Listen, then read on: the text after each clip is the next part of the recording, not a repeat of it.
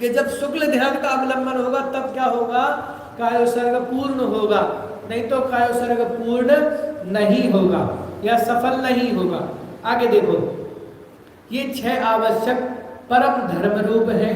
इनकी पूजा करके पुष्पों की अंजलि छेदना, अर्घ को धारण करना योग्य है। इन 6 आवश्यकों के परमागम में 6 भेद कहे हैं।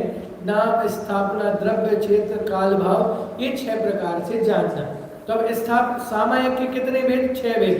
कौन कौन से? देखो, शुभ अशुभ नाम को सुनकर राग द्वेष नहीं करना, वह नाम सामायिक। अब क्या कहा कि शुभ, तो ये नाम भी कोई अटपटे शुभ अशुभ होते हैं, बोलो इसमें क्या कहा?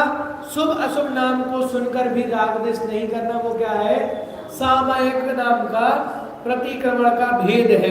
तो इसमें नाम का क्या मतलब हुआ कि भैया नाम का ऐसा मतलब कि मान लो है, हाँ, किसी से बैर भाव है या कोई चीज, समझे ना, कई बार होता है किसी व्यक्ति के सामने भिष्टा का नाम लो तो गिलानी आने लगती है, द्वेष भाव होने, या कोई ऐसी वस्तु जो पसंद है, या किसी व्यक्ति का नाम, समझ में आए ना।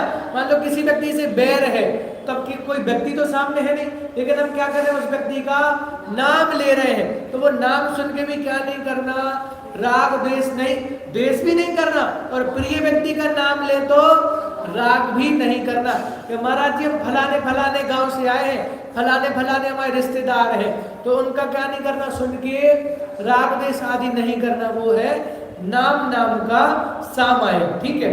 दूसरा, कोई स्थापना प्रमाण आदि से सुंदर है, कोई प्रमाण आदि से हीनादिक होने के कारण असुंदर है, उनमें राग द्वेष का अभाव, वह क्या है?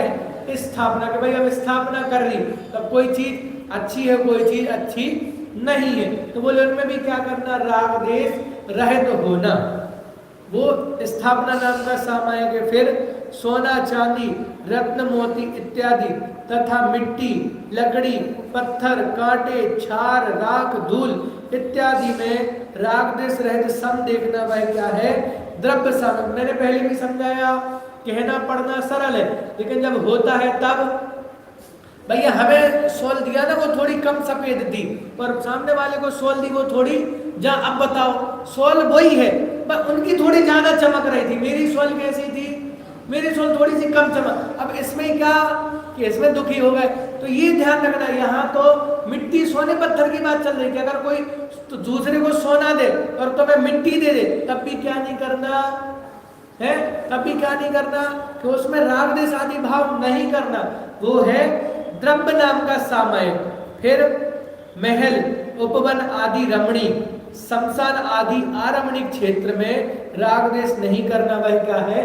क्षेत्र। कि भाई महल उपवन आदि में पहुंच गए तो वहां भी सामायिक करना है, या किसी जंगल में श्मशान आदि में पहुंच गए वहां भी क्या करना है? सामायिक करना है। तो वो राग द्वेष त्याग करना है ऐसी जगह में कि नहीं, कोई गार्डन आदि मिलेगा तो भी हम सामायिक करेंगे, या शमशान आदि मिलेगा तो सामायिक नहीं करेंगे, ऐसा क्षेत्र में राग द्वेष का निवारण करना, वो क्षेत्र सामायिक है। फिर हिम, शिशिर, बसंत, ग्रीष्म, वर्षा, शरद ऋतुओं तथा रात्रि दिन, शुक्ल पक्ष, कृष्ण पक्ष इत्यादि काल में राग द्वेष नहीं करना, वह काल समय। कि भाई फलाना दिन रविवार आएगा ना तभी हम पूजा करेंगे, या गुरुवार आएगा तभी पूजा, शनिवार आएगा तभी पूजा करेंगे, या भी कृष्ण पक्ष चल रहा है तो पूजन नहीं करना, हम शुक्ल पक्ष में ही सामायिक करेंगे। समझ में आए? तो इस प्रकार से पक्ष में, काल में क्या नहीं करना, राग द्वेष नहीं करना, वो काल सामायिक है। मतलब सीधी सी बात, कोई भी काल हो क्या करना, उसमें सामान्य भाव, समभाव रखना। वो चर्चा भी आती है कि भाई बिना मुहूर्त के पैदा होते हैं और बिना मुहूर्त के मर जाते हैं, लेकिन पूरे जीवन भर मुहूर्त के चक्कर में पड़े रहते हैं। तो क्या कहा, ऐसे मुहूर्त के चक्कर में नहीं, मूल तो क्या है, अपने परिणामों का शांत रहना। तो ऐसे काल में क्या नहीं करना, राग द्वेष नहीं करना, वो क्या है? काल सामायिक। सभी जीवों को दुख नहीं हो ऐसा मैत्री भाव करते हुए अशुभ परिणामों का अभाव करना, वह भाव सामायिक है। कि सभी जीव, किसी भी जीव को मेरे निमित्त से दुख नहीं हो, वो क्या है? भाव सामायिक है। इस प्रकार से सामायिक के 6 भेद कहे हैं, इनकी चर्चा भी हमने करी, शेष चर्चा हम आगे करेंगे। ओम नमः।